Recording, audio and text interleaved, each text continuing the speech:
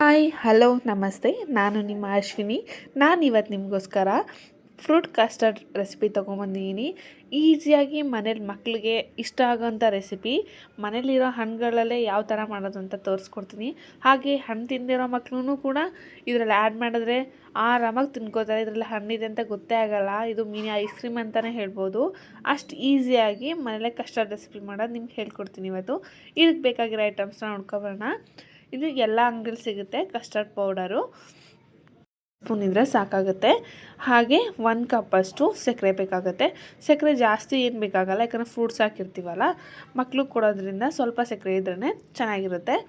ಹಾಗೆ 1/2 ಕಪ್ಪಷ್ಟು ದಾಳಿಂಬೆ ತೊಗೊಂಡಿದ್ದೀನಿ. ಹಾಗೆ ಫಸ್ಟು ಬನಾನ ತೊಗೊಂಡಿದ್ದೀನಿ, ಬಾಳೆಹಣ್ಣು. ಹಾಗೆ ಸಾಬೂದಾನನ 1 ಅವರ್ ನೆನೆಸಿಟ್ಟು ಈ ಥರ ನೋಡಿ ನೆನೆಸಿ ತೊಳೆದು ಇಟ್ಕೊಂಡಿದ್ದೀನಿ. ನೆನೆಸಿ ನೀಟಾಗಿ ನೆನೆಸ್ಬೇಕಿದ್ನ, ಇಲ್ಲಾಂದರೆ ಬೇಗ ಬೇಯಲ್ಲ. ಹಾಗೆ 1 ಕಪ್ ಅಷ್ಟು ಆ್ಯಪಲ್. 1 ಕಪ್ ಅಂತ ಅಂದರೆ 1 ಆ್ಯಪಲ್ ಕಟ್ ಮಾಡಿದ್ರೆ ಸಾಕಾಗುತ್ತೆ. ಹಾಗೆ ದ್ರಾಕ್ಷಿ ಗೋಡಂಬಿ ನಿಮ್ಗೆ ಎಷ್ಟು ಬೇಕಾಗೋದು ಅಷ್ಟು ಹಾಕೋಬೋದು. ಇಲ್ಲ ನಾನು 1/4 ಕಪ್ ತೊಗೊಂಡಿದ್ದೀನಿ. ಹಾಗೆ ಅರ್ಧ ಲೀಟ್ರು ಹಾಲು. ಬೇಕಾದರೆ ನೀವು ಬೇರೆ ಥರ ಫ್ರೂಟ್ಸ್ನ ಆ್ಯಡ್ ಮಾಡ್ಕೋಬೋದು. ಕಿವಿ ಮತ್ತು ಸೊ ಹೀಗೆ ಯಾವ ಫ್ರೂಟ್ಸ್ ಬೇಕಾದ್ರೂ ಆ್ಯಡ್ ಮಾಡ್ಕೋಬೋದು. ಇವಾಗ ನೋಡಿ ನಾನು ಒಂದು ಪಾತ್ರೆಗೆ ಹಾಲು ಕಾಯಕ್ಕೆ ಮಾಡ್ತಾಯಿದ್ದೀನಿ. ಅರ್ಧ ಲೀಟ್ರ್ ಹಾಲಿಗೆ 1 ಸಣ್ಣ ಗ್ಲಾಸಷ್ಟು ನೀರು ಹಾಕೋಬೋದು. ಬೇಡ ನಾವು ಫುಲ್ ಗಟ್ಟಿ ಹಾಲಲ್ಲೇ ಬೇಕು ಅಂತ ಅಂದರೆ ನೀರೇನು ಬೇಕಾಗಿಲ್ಲ, ಸ್ಕಿಪ್ ಮಾಡ್ಕೋಬೋದು. ನೋಡಿ ಹಾಲನ್ನ ಕಾಯಕ್ಕೆ ಬಿಡಬೇಕು. ಹಾಲು ತುಂಬ ಕಾಯ್ದೇನು ಬೇಕಾಗಿಲ್ಲ, ಸ್ವಲ್ಪ ಬಿಸಿ ಆದ ತಕ್ಷಣ ಇದಕ್ಕೆ ಸಾಬೂದಾನನ ಮಿಕ್ಸ್ ಮಾಡ್ಕೋಬೇಕು. ನಮ್ಮ ಸೈಡಲ್ಲಿ ಹೇಳಂದರೆ ಸಾಬೂದಾನ ಅಂತ ಅಂದರೆ ಸಬ್ಬಕ್ಕಿ ಅಂತ ಹೇಳ್ತಾರೆ ಅದು. ನೋಡಿ ಇವಾಗ ಸ್ವಲ್ಪ ಹಾಲು ಕಾದಿದೆ. ಇವಾಗ ನಾನು ಸಾಬೂದಾನನ ಇದಕ್ಕೆ ಹಾಕ್ತಾಯಿದ್ದೀನಿ. ಸೈಡಂದು ಇದನ್ನು ಪಾಯಸಕ್ಕೆ ತುಂಬ ಯೂಸ್ ಮಾಡ್ತೀವಿ. ತುಂಬ ಹೆಲ್ತಿಗೆ ಒಳ್ಳೆಯದು. ತುಂಬ ಹೀಟಾಗಿದ್ದರೆ ಕಡಿಮೆ ಆಗುತ್ತೆ ಅಂತಲೂ ಹೇಳ್ತಾರೆ ಇದು ತಿಂದರೆ. ನೋಡಿ ಇದು ಹಾಕ್ಬಿಟ್ಟು ಸ್ವಲ್ಪ ಹೊತ್ತು ಕುದಿಯೋಕ್ಕೆ ಬಿಡಬೇಕು. ಇದನ್ನು ಚೆನ್ನಾಗಿ ಸಾಬೂದಾನ ನೆನೆಸಿಟ್ಟಿರ್ತೀವಲ್ಲ, ತುಂಬ ಹೊತ್ತೇನು ಬೇಕಾಗಲ್ಲ, ಸ್ವಲ್ಪ ಹೊತ್ತಲ್ಲೇ ಬೆಂದ್ಬಿಡುತ್ತೆ. ಇನ್ನು 2-3 ಮಿನಿಟ್ಸಲ್ಲಿ ಸಾಬೂದಾನ ಕುದಿಯೋಕ್ಕೆ ಬರುತ್ತೆ. ಅಷ್ಟೊತ್ತಿಗೆ ಬೆಂದಿರುತ್ತೆ ಅದು. ನೋಡಿ ನಿಮ್ಗೆ ಶೋ ಮಾಡ್ತೀನಿ ಇವಾಗ. ತುಂಬ ಹೊತ್ತು ಜಾಸ್ತಿ ಏನು ಬೇಯಿಸೋದು ಅವಶ್ಯಕತೆಯೂ ಇಲ್ಲ. ನೆನೆಸಿಟ್ರೆ ಫಸ್ಟೇ ಬೇಗ ಬೆಂದ್ಬಿಡುತ್ತೆ ಇದು. ನೋಡಿ ಇವಾಗ ತೋರಿಸ್ತೀನಿ. ಈ ಥರ ಬೆಂದಿದ್ರೆ ಸಾಕು. ಇನ್ನೊಂದು ಸ್ವಲ್ಪ ಹೊತ್ತು ಕುದಿಸ್ಬೇಕಂತ ಅಂದರೆ ಅದು ತುಂಬ ಗಟ್ಟಿಯಾಗಿಬಿಡುತ್ತೆ, ಚೆನ್ನಾಗಿರಲ್ಲ. ಆದ್ದರಿಂದ ಸ್ವಲ್ಪನೇ ಒಂದು 90% ಬೆರೆಸಿದ್ರೆ ಸಾಕು. ಇದಾದಮೇಲೆ ನಾನು ಸಕ್ಕರೆನ ಆ್ಯಡ್ ಮಾಡ್ಕೊತಿದ್ದೀನಿ. ಸಕ್ಕರೆನೂ ಅಷ್ಟೇ ಕರಗಿಸೋವರೆಗೂ ಚೆನ್ನಾಗಿ ಕುದಿಸ್ಬೇಕು. ತುಂಬ ಹೊತ್ತೇನು ಬೇಕಾಗಿಲ್ಲ, ಸಕ್ಕರೆ ಕರಗೋ ಅಷ್ಟು ಹೊತ್ತು ಬೇಯಿಸಿದ್ರೆ ಸಾಕು. ಟ್ರೈ ಮಾಡಿ ನೋಡಿ. ಮಕ್ಕಳು ಐಸ್ ಕ್ರೀಮ್ ಕೇಳಿದಾಗೆಲ್ಲ ಐಸ್ ಕ್ರೀಮ್ ಅಂತ ಸುಳ್ಳು ಹೇಳಿ ಇದನ್ನೇ ತಿನ್ನಿಸ್ಬೋದು. ಐಸ್ ಕ್ರೀಮ್ ಅಂದ್ಕೊಂಡೇ ತಿಂತಾರೆ, ಅಷ್ಟು ಚೆನ್ನಾಗಿರುತ್ತೆ ಕಸ್ಟರ್ಡ್ ರೆಸಿಪಿ. ಐಸ್ ಕ್ರೀಮ್ ಕೇಳಿದಾಗ ಈ ಥರ ಮನೇಲಿ ಈಸಿಯಾಗಿ ಮಾಡಿಕೊಡ್ಬೋದು. ಇದೆ ಅಂತಾರೆ ನೋಡಲ್ಲ, ಆರಾಮಾಗಿ ತಿನ್ಕೋತಾರೆ. ಕೋಲ್ಡಾಗಿದ್ರಂತೂ ಸ್ವಲ್ಪ ಹೊತ್ತು ಒಂದು 1/2 ಅವರ್ ಫ್ರಿಜ್ಜಲ್ಲಿ ಇಟ್ಕೊಟ್ರಂತೂ ಐಸ್ ಕ್ರೀಮೇ ಬೇಕಾಗಿಲ್ಲ, ಅಷ್ಟು ಟೇಸ್ಟಿಯಾಗಿರುತ್ತೆ. ತುಂಬ ಈಸಿ ಆ್ಯಂಡ್ ಕ್ವಿಕ್ಕಾಗೂ ಕೂಡ ಮಾಡ್ಬೋದು. ಮನೇಲಿ ಮಕ್ಕಳು ಹಠ ಮಾಡ್ತಾ ಇರ್ಬೇಕಾದ್ರೆ ಕೇಳಿ ಮಾಡ್ಬೋದು. ಹಾಗೆ ಇದರದ್ದು ದೇವ್ರಿಗೆ ಪ್ರಸಾದ ಮಾಡ್ತಿದ್ದೀವಿ ಅಂದಾಗ ಬೇಕಾದರೂ ಇದನ್ನು ಮಾಡ್ಬೋದು. ಅಷ್ಟು ಫ್ರೂಟ್ಸು ರಸಾಯನ ತಿಂದು ಬೇಜಾರಾಗಿದ್ದರೆ ಈ ಥರ ಫ್ರೂಟ್ಸಲ್ಲಿ ಕಸ್ಟರ್ಡ್ ಮಾಡ್ಕೊಂಡು ತಿನ್ಬೋದು. ಅಷ್ಟು ಈಸಿ ರೆಸಿಪಿ ಇದು. ನೋಡಿ ಇವಾಗ ಸಕ್ಕರೆ ಕರಗಿದೆ. ಇದಾದಮೇಲೆ ನಾನು ಒಂದು ಬಟ್ಲಲ್ಲಿ ಒಂದು 2 ಸ್ಪೂನಷ್ಟು ಕಸ್ಟರ್ಡ್ ಪೌಡ್ರನ್ನ ಹಾಕೋತಾಯಿದ್ದೀನಿ. ಅರ್ಧ ಲೀಟ್ರಿಗೆ 2 ಸ್ಪೂನೇ ಸಾಕಾಗುತ್ತೆ.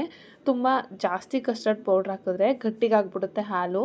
ಆವಾಗ ಫ್ರೂಟ್ ಹಾಕಿದ್ಮೇಲೆ ಮತ್ತು ಸ್ವಲ್ಪ ಹೊತ್ತು ಇಟ್ಟರೆ ಆರಕ್ಕಿಟ್ಟರೆ ಅದು ಫುಲ್ ಗಟ್ಟಿಗಾಗ್ಬಿಡುತ್ತೆ. ಅಷ್ಟು ಚೆನ್ನಾಗಿರಲ್ಲ, ತಿನ್ನೋಕ್ಕೆ ಟೇಸ್ಟ್ ಅನಿಸಲ್ಲ. ಅದಕ್ಕೆ 2 ಸ್ಪೂನೇ ಸಾಕಾಗುತ್ತೆ. ನೋಡಿರಿ ನಾನು 2 ಸ್ಪೂನ್ ಹಾಕ್ಕೊಂಡು ಇದಕ್ಕೆ ಒಂದು ಅರ್ಧ ಬಟ್ಲಷ್ಟು ನೀರು ಹಾಕ್ಕೊಂಡು ಮಿಕ್ಸ್ ಮಾಡ್ಕೊಂಡು ಇಟ್ಕೊಳ್ತೀನಿ. ತುಂಬ ಹೊತ್ತು ಇಡಬಾರ್ದು, ಯಾಕಂದರೆ ಇದಕ್ಕೆ ಸ್ವಲ್ಪ ಕಾರ್ನ್ಫ್ಲವರ್ ಹಾಕಿರ್ತಾರಲ್ವ ಕಸ್ಟರ್ಡ್ ಪೌಡ್ರಿಗೆ. ಮಿಕ್ಸ್ ಮಾಡಿದ ತಕ್ಷಣ ಹಾಲು ಮತ್ತು ಸಾಬೂನನ್ನ ಬೇಯ್ತಾ ಇರೋದಲ್ಲ ಅದರೊಳಗಡೆ ಇದನ್ನ ಹಾಕಬೇಕು. ಅಷ್ಟೇ ಬೇಗ ಬೇಗ ಕದಡಬೇಕಿದೆ, ಇಲ್ಲಾಂದರೆ ಗಂಟಾಗಿಬಿಡುತ್ತೆ. ನೋಡಿ ಇವಾಗ ಇದನ್ನು ನಾನು ಅದರೊಳಗೆ ಹಾಕ್ತೀನಿ. ಇವಾಗ ಅದು ಈ ಮಿಕ್ಸ್ ಮಾಡಿರ್ತೀವಲ್ಲ ಆ ವಾಟರ್ನ ಹಾಕಬೇಕಾದ್ರೆ ಸ್ವಲ್ಪ ಲೋ ಫ್ಲೇಮಲ್ಲಿ ಇಟ್ಕೊಂಡು ಗ್ಯಾಸ್ನ ಹಾಕಬೇಕಾಗತ್ತೆ. ಇಲ್ಲಾಂದರೆ ಹಾಕಿದ ತಕ್ಷಣ ಇದು ವಾಟರ್ ಎಲ್ಲ ಹೋಗಿ ಕೆಳಗಡೆ ಕೂತ್ಕೊಂಡು ಅಲ್ಲೇ ಗಟ್ಟಿಯಾಗಿಬಿಡುತ್ತೆ, ತಳ ಹಿಡಿಯುತ್ತೆ. ಅದಕ್ಕೆ ನಿಧಾನಕ್ಕೆ ಹಾಕ್ಕೊಂಡು ಹಾಗೆ ಇನ್ನೊಂದು ಸ್ಪೂನಲ್ಲಿ ತಿರುಗಿಸ್ತಾ ಇರಬೇಕು. ಹಾಲೊಳಗಡೆ ಒಂದು ಸ್ಪೂನಲ್ಲಿ ನೋಡಿ ಈ ಥರ ಫಾಸ್ಟಾಗಿ ಹಾಕಿ ನಿಧಾನಕ್ಕೆ ಈ ಥರ ಮಿಕ್ಸ್ ಮಾಡ್ಕೋಬೇಕು. ಯಾಕಂದರೆ ಅಡಿಲೋಗಿ ಗಟ್ಟಿ ಆಗಿಬಿಟ್ಟು ಸೀದೋಗ್ಬಿಡುತ್ತೆ ಅಂತ ಹೇಳಿದ್ನಲ್ಲ, ನೋಡಿ ಅದನ್ನು ಆ್ಯಡ್ ಮಾಡಿದ ತಕ್ಷಣ ಇದು ಸ್ವಲ್ಪ ಗಟ್ಟಿಯಾಗಿ ಶುರುವಾಗುತ್ತೆ. ತುಂಬ ಗಟ್ಟಿ ಆದರೆ ಚೆನ್ನಾಗಿರಲ್ಲ, ಆವಾಗಲೇ ಹೇಳಿದ್ನಲ್ಲ. ಕಸ್ಟರ್ಡ್ ಪೌಡ್ರದ್ದು ಮಿಕ್ಸರ್ ಹಾಕಿದ್ಮೇಲೆ ತಿರುಗಿಸ್ತಾನೆ ಇರಬೇಕು, ಗಟ್ಟಿ ಆಗಿಬಿಡುತ್ತೆ ಇಲ್ಲಾಂದರೆ. ಹಾಗೆ ನೋಡಿ ಈ ಥರ ಮಿಕ್ಸ್ ಮಾಡ್ತಾ 1-2-3 ಮಿನಿಟ್ಸ್ ಕುದಿಸಿದ್ರೆ ಸಾಕು, ಅದು ಗಟ್ಟಿ ಆಗಿಬಿಡುತ್ತೆ. ತುಂಬ ಹೊತ್ತು ಇದನ್ನು ಕುದಿಸೋದು ಬೇಕಾಗಿಲ್ಲ, 2-3 ಮಿನಿಟ್ಸ್ ಕುದಿಸಿದ್ರೆ ಸಾಕು. ಅದು ಇನ್ನೊಂದು ಸ್ವಲ್ಪ ಗಟ್ಟಿಯಾಗಿ ಥರ ಗೊತ್ತಾಗುತ್ತೆ. ಆವಾಗ ಇದನ್ನ ಆಫ್ ಮಾಡ್ಕೋಬೇಕು. ಸಾಬೂದಾನ ಯಾವಾಗಲೂ ಹಾಲೊಳಗಡೆ ಅಲ್ಲಿ ನೀರೊಳಗಡೆನೇ ಆಗಲಿ ಸ್ವಲ್ಪ ಅರಳುತ್ತೆ ಆರಿದ್ಮೇಲೆ. ಇವಾಗ ಇದು ನಾವು ಆಫ್ ಮಾಡಿದ್ಮೇಲೆ ಸಾಬೂದಾನ ಅಳ್ದಾಗ ತುಂಬ ಗಟ್ಟಿಗಾಗ್ಬಿಡುತ್ತೆ ಫ್ರೂಟ್ಸ್ ಎಲ್ಲ ಮಿಕ್ಸ್ ಮಾಡಿದ್ರೆ. ಅದಕ್ಕೆ ಇಷ್ಟೇ ತೆಳ್ಳಗಿದ್ರೆ ಸಾಕು, ತುಂಬ ಗಟ್ಟಿಯಾಗಿ ಮಾಡಬಾರ್ದು. ನೋಡಿ ತೋರಿಸ್ತಾ ಇದ್ದೀನಿ, ಇಷ್ಟು ತೆಳ್ಳಗಿದ್ರೆ ಸಾಕು, ಸ್ವಲ್ಪ ಕ್ರೀಮಿಯಾಗಿದ್ದರೆ ಸಾಕು. ತುಂಬ ಗಟ್ಟಿನೂ ಬೇಡ, ತುಂಬ ತೆಳ್ಳಗೂ ಬೇಡ, ಆ ಥರ ಇರಬೇಕು. ಇದಾದಮೇಲೆ ನಾನು ಹಾಕಿರ್ತೀನಿ. ಅದಕ್ಕಿಂತ ಮುಂಚೆ ನಾವು ಮನೇಲಿ ಮಾಡ್ತಾಯಿದ್ದೀವಿ ಅಂತ ಅಂದಾಗ ಫಸ್ಟ್ ಹಾಲೆಲ್ಲ ಕುದಿಯೋಕೆ ಇಟ್ಬಿಟ್ಟು ಆಮೇಲೆ ಬೇಕಾದ್ರೆ ಫ್ರೂಟ್ಸ್ ಎಲ್ಲ ಕಟ್ ಮಾಡಿ ಇಟ್ಕೋಬೋದು. ಆ ಟೈಮಲ್ಲಿ ಇದು ಹಾಲೆಲ್ಲ ತಣ್ಣ ಆಗೋಷ್ಟರಲ್ಲಿ ನಾವು ಫ್ರೂಟ್ಸ್ ಎಲ್ಲ ಕಟ್ ಮಾಡ್ಕೋಬೋದು. ಅಷ್ಟು ಬೇಗ ಆಗಿಬಿಡುತ್ತೆ, ಬೇಗ ಮಾಡ್ಬೇಕು ಅಂದ್ಕೊಂಡಾಗ. ಇದರಲ್ಲಿ ನಿಮ್ಗೆ ತೋರಿಸ್ತಾ ಇರೋದ್ರಿಂದ ನಾನು ನಿಮಗೆ ಫಸ್ಟೇ ಕಟ್ ಮಾಡಿ ತೋರಿಸ್ತಾ ಇದ್ದೀನಿ. ನೀವು ಹಾಲೆಲ್ಲ ಕಾಯೋಕೆ ಇಟ್ಮೇಲೆ ಫ್ರೂಟ್ನ ಕಟ್ ಮಾಡ್ಕೊಳ್ಳಿ ನೀವು ಮಾಡಬೇಕಾದ್ರೆ. ಕಟ್ ಮಾಡೋವಾಗಾದ್ರೆ ಇನ್ನೂ ಫ್ರೆಶಾಗಿ ಚೆನ್ನಾಗಿರುತ್ತೆ ಅಂತ. ನೋಡಿ ಇವಾಗ 3 ನಿಮಿಷ 4 ನಿಮಿಷ ಕುದಿಸ್ಬೇಕಂತ ಹೇಳಿದ್ನಲ್ಲ, ಇವಾಗ ಸ್ವಲ್ಪ ಕುದಿಸಾಗಿದೆ. ಇವಾಗ ಇದನ್ನ ತಣ್ಣಗೆ ಹಾಕ್ಬಿಡ್ತೀನಿ. ಇದನ್ನು ಬೇಗ ನೀವು ಸರ್ವ್ ಮಾಡ್ಕೋಬೇಕಂದ್ರೆ ಒಂದು ಪಾತ್ರೆಯಲ್ಲಿ ನೀರಿಟ್ಬಿಟ್ಟು ಇಟ್ಕೊಂಡು ತಣ್ಣಗೆ ಮಾಡ್ಕೋಬೋದು. ಬೇಗ ಮಾಡ್ಕೊಂಡು ತಿನ್ಬೇಕಂತ ಅರ್ಜೆಂಟ್ ಇದ್ದಾಗ. ನೋಡಿ ಇದನ್ನು ಆರಿಸಿದ್ದೀನಿ, ತಣ್ಣಗಾಗಿದೆ. ಇವಾಗ ನೋಡಿ ಯಾವ ಥರ ಬಂದಿದೆ ಅಂತ. ನಾನು ಹೇಳಿದ್ನಲ್ಲ ಸ್ವಲ್ಪ ಆದಮೇಲೆ ಸ್ವಲ್ಪ ಗಟ್ಟಿಗಾಗುತ್ತೆ ಇದು ಅಂತ. ಇವಾಗ ತಣ್ಣಗಾಗಿದೆ, ಇದು ಪಾಯಸದ ಥರ ಬಂದರೆ ಸಾಕು. ಇದಾದಮೇಲೆ ನಾನು ಎಲ್ಲ ಫ್ರೂಟ್ಸ್ನೂ ಆ್ಯಡ್ ಮಾಡ್ತೀನಿ ಇದಕ್ಕೆ. ಯಾರಾದರೂ ಇದು ಹೊಸ್ದಾಗಿ ಟ್ರೈ ಮಾಡ್ತಿದ್ರೆ ಮನೇಲಿ ಒಂದ್ಸರಿ ಟ್ರೈ ಮಾಡಿಕೊಡಿ, ಎಲ್ಲರೂ ಆಶ್ಚರ್ಯ ಆಗ್ತಾರೆ. ಯಾಕಂದರೆ ಫಸ್ಟ್ ಟೈಮ್ ನಾನು ತಿಂದಾಗ ನನಗೆ ಶಾಕ್ ಆಗಿತ್ತು, ಇದೇನು ಯಾವ ರೆಸಿಪಿ ಇದು ಇಷ್ಟೊಂದು ಟೇಸ್ಟಿಯಾಗಿದೆಯಲ್ಲ ಅಂತ. ಟೈಮ್ ಟ್ರೈ ಮಾಡಿದ್ದು ರಾಜಸ್ಥಾನಲ್ಲಿದ್ದಾಗ ನಾವು ಫಂಕ್ಷನ್ಗೆ ಹೋಗಿದ್ದೋ ಒಂದು ವೆಲ್ಫೇರಲ್ಲಿ, ಅಲ್ಲಿ ಇದು ಕೊಟ್ಟಿದ್ರು. ಆವಾಗಲೇ ಗೊತ್ತಾಗಿದ್ದು ನನಗೆ ಕಸ್ಟರ್ಡು ರೆಸಿಪಿ ತುಂಬ ಚೆನ್ನಾಗಿರುತ್ತೆ, ಮಾಡ್ಕೊಳ್ಳಿ ಮನೇಲಿ. ಹಾಗೆ ಇದಕ್ಕೆ ಡ್ರೈ ಫ್ರೂಟ್ಸು ಅಷ್ಟೇ ನಿಮ್ಗೆ ಯಾವ್ದು ಬೇಕು ಅದು ಆ್ಯಡ್ ಮಾಡ್ಕೋಬೋದು. ನಾನು ನಿಮ್ಗೆ ಫಸ್ಟೇ ತೋರಿಸಿದ್ನಲ್ಲ, ದ್ರಾಕ್ಷಿ, ಗೋಡಂಬಿ, ಪಿಸ್ತಾ, ಬಾದಾಮಿ ಏನು ಬೇಕಾದರೂ ಆ್ಯಡ್ ಮಾಡ್ಕೋಬೋದು.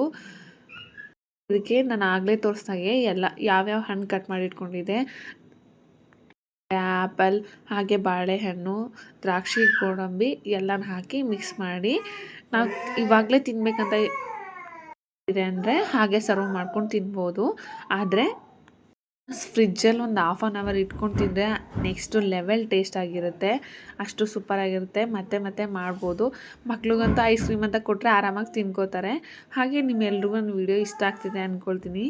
ಇಷ್ಟ ಆಗಿದರೆ ಪ್ಲೀಸ್ ಸಬ್ಸ್ಕ್ರೈಬ್ ಮಾಡಿ, ಹಾಗೆ ಲೈಕ್ ಮಾಡಿ, ಶೇರ್ ಮಾಡಿ, ಕಮೆಂಟ್ ಮಾಡೋದಂತೂ ಮರಿಬೇಡಿ. ಅದನ್ನ ಸ್ವಲ್ಪ ಹೊತ್ತು ಫ್ರಿಜ್ಜಲ್ಲಿ ಇವಾಗ ಇಟ್ಟಿದ್ದೆ, ಒಂದು ಬೌಲ್ಗೆ ಸರ್ವ್ ಮಾಡ್ತಾಯಿದ್ದೀನಿ.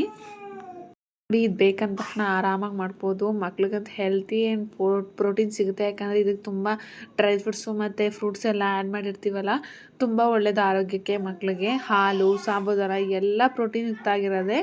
ಒಂದ್ಸರಿ ಮಾಡಿ ಟ್ರೈ ಮಾಡಿ, ತುಂಬ ಇಷ್ಟ ಆಗುತ್ತೆ. ನನ್ನ ವಿಡಿಯೋಗೆ ಸಪೋರ್ಟ್ ಮಾಡ್ತಾರೆ ಎಲ್ರಿಗೂ ಥ್ಯಾಂಕ್ ಯು ಆಲ್.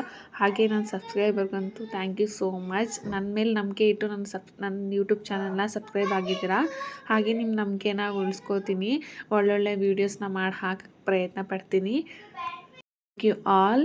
ಎಲ್ಲರೂ ಹೀಗೆ ಸಪೋರ್ಟ್ ಮಾಡಿ, keep watching my videos. Thank you all.